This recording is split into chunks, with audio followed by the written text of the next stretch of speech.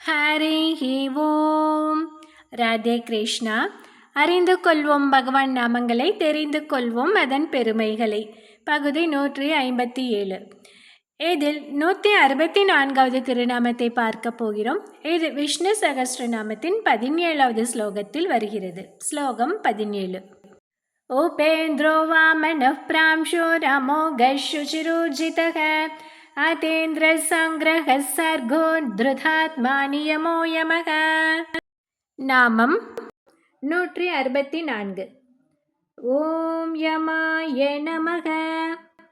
த ruler, ஆட்சியாளர், அதாவது உள்ளிருந்து ஆளுமை செலுத்துபவர் என்று பொருள். திருக்குடந்தை தேசிகன் என்னும் மகான் 18ஆம் நூற்றாண்டில் கும்பகோணத்தில் வாழ்ந்து வந்தார். அவர் ஒப்பிலியப்பன் கோவிலில் எழுந்தருளியிருக்கும் ஸ்ரீனிவாச பெருமாளின் அம்சமாகவே கருதப்பட்டார். வடநாட்டு யாத்திரை செல்ல விரும்பிய திருக்குடந்தை தேசிகன் தனது 3 சீடர்களை அழைத்து கொண்டு வடதிசை நோக்கி புறப்பட்டார். முதலில் திருமலையை அடைந்த திருக்குடந்தை தேசிகன் அங்கே திருவேங்கடமுடையானை தரிசித்துவிட்டு ஆழ்வார் தீர்த்தம் என்று அழைக்கப்படும் அருவிக்கு அருகே தன்னுடைய சீடர்களுடன் அமர்ந்து இளைப்பாறிக் கொண்டிருந்தார். வயது முதிர்வால் எனது உடல் தளர்ந்து விட்டது. இந்த நிலையில் நான் எப்படி மேற்கொண்டு அயோத்தியா, மதுரா, பிருந்தாவனம், பத்ரிநாத் உள்ளிட்ட ஸ்தலங்களுக்கெல்லாம் செல்வேன் என்று வருத்தத்துடன் தன் சீடர்களிடம் சொன்னார் திருக்குடந்தை தேசிகன். அப்போது அங்கே வந்த யாத்ரிகர் ஒருவர் திருக்குடந்தை தேசிகனை வணங்கினார். அவர், சுவாமி, அடியேன் நம்மாழ்வாருடைய அவதார ஸ்தலமான ஆழ்வார் திருநகரிலிருந்து வருகிறேன். இங்கே நம்மாழ்வார் பெயரில் ஒரு அருவி இருப்பதாக கேள்விப்பட்டேன். அது எங்கே இருக்கிறது தெரியுமா என்று கேட்டார். அதற்கு அருகில் இருந்த ஆழ்வார் தீர்த்தத்தை காட்டிய திருக்குடந்தை தேசிகன், இதுதான் நம்மாழ்வாரின் திருநாமத்தால் வழங்கப்படும் ஆழ்வார் தீர்த்தம் என்று கூறினார்.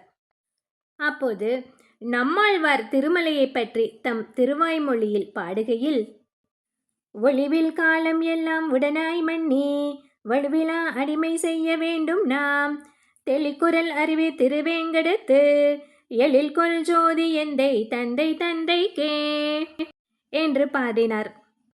அதாவது, திருமலையில் உள்ள அருவிகளில் நீர் பாயும் போது எழும்புகின்ற அந்த ஒளியானது திருமலையப்பனுக்கு தொண்டு செய்ய வாருங்கள் வாருங்கள் என்று அடியார்களை அழைப்பது போல உள்ளது. அத்தகைய திருத்தலமாகிய திருவேங்கடத்தில் எழுந்தருளியிருக்கும் திருமலையப்பனுக்கு நாம் எல்லா நேரங்களிலும் அனைத்து விதமான கைங்கரியங்களும் செய்ய வேண்டும் என்று இந்த பாசுரத்தில் கூறியிருக்கிறார். இந்த பாசுரத்தில் திருமலையில் உள்ள அருவியின் ஒளி மலையப்பனுக்கு தொண்டு செய்ய வருமாறு நம்மை அழைப்பது போல் ஆழ்வார் உணர்ந்தமையால் அந்த அருவியில் அவருக்குள்ள ஈடுபாட்டை கருத்தில் கொண்டு ஆழ்வார் தீர்த்தம் என்று அவரது திருநாமத்தை அந்த அருவிக்கு பெரியோர்கள் சூட்டினார்கள் என்றார் திருக்குடந்தை தேசிகன். நம்மாழ்வார் திருமலைக்கு வந்தபோது இந்த இடத்தில் தங்கியிருந்தார் என்றும் அதனால்தான் ஆழ்வார் தீர்த்தம் என்று இது அழைக்கப்படுகிறது என்றும் சிலர் சொல்கிறார்களே என்று கேட்டார் அந்த யாத்ரிகர். அதற்கு திருக்குடந்தை தேசிகன், அனைவரின் இதயங்களிலும் இறைவன் எழுந்தருளியுள்ளான். அவ்வாறு இதயத்தை உரையும் இறைவனை எப்போதும் அனுபவிக்கும் ஒருவன் மேற்கொண்டு இறைவனை தேடி கங்கைக்கோ குருக்ஷேத்திரத்திற்கோ செல்ல வேண்டிய அவசியமில்லை. இதை விளக்கும் வகையில் ராமானுஜ நூற்றந்தாதியில் ஒரு பாடல் உள்ளது. இருப்பிடம் வைகுண்டம் வேங்கடம் மாலிருஞ்சோலை என்னும் பொறுப்பிடம் மாயனுக்கு என்பர் நல்லோர் அவை தம்மோடும் வந்து, இருப்பிடம் மாயன் ராமானுசன் மனத்து இன்று அவன் வந்து, இருப்பிடம் எந்தன் இதயத்துள்ளே தனக்கு இன்புறவே என்று பாடியுள்ளார். அந்த வகையில் நம்மாழ்வார் உள்ளத்தில் திருமால் குடிக்கொண்டிருந்தமையால் அவர் எந்த திருத்தலத்திற்கும் செல்லவில்லை. 37 திருத்தலங்களை சேர்ந்த பெருமாள்களையும் புளிய மரத்தடியில் அமர்ந்திருந்த நம்மாழ்வாரை தேடி வந்து அவரிடமிருந்து பாசுரம் பெற்று சென்றார்கள். திருமலையப்பனும் ஆழ்வாரை தேடி வந்து பாசுரம் வாங்கி கொண்டாரே. அப்படி இருந்ததை ஒழிய ஆழ்வார் திருமலைக்கு வரவே இல்லை என்று விடையளித்தார். அப்போது அந்த யாத்ரீகர் சொன்னார், ஐயனே, உங்கள் கேள்விக்கான பதிலை நீங்களே சொல்லிவிட்டீர்களே என்று சொல்லி சிரித்தார் அந்த யாத்ரீகர். சொல்லிவிட்டு மறைந்தும் விட்டார். சரி, உங்கள் யூகம் சரிதான். யாத்ரிகர் வடிவில் வந்தவன் மலையப்பன்தான். ஆம், உடல் தளர்ந்த நிலையில் எப்படி வடநாட்டு யாத்திரை செல்வது என்று திருக்குடந்தை தேசிகன் கேள்வி கேட்டு வருந்தினார் அல்லவா? அவர் வாயாலேயே அதற்கான விடை வந்துவிட்டது. இதயத்தில் இருக்கும் இறைவனை அனுபவிப்பவர்கள் தனியாக இறைவனை தேடி யாத்திரை செல்ல வேண்டியதில்லை என்று திருக்குடந்தை தேசிகன் தம் வாயாலேயே கூறிவிட்டார். அதாவது கூற வைத்து விட்டார் எம்பெருமான்.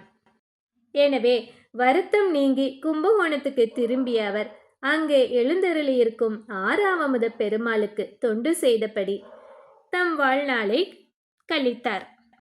இப்படி அனைவரின் இதயத்தினுள்ளும் வீற்றிருந்து அனைவரின் மீதும் ஆளுமை செலுத்துவதால் திருமால் யம என்று அழைக்கப்படுகிறார்.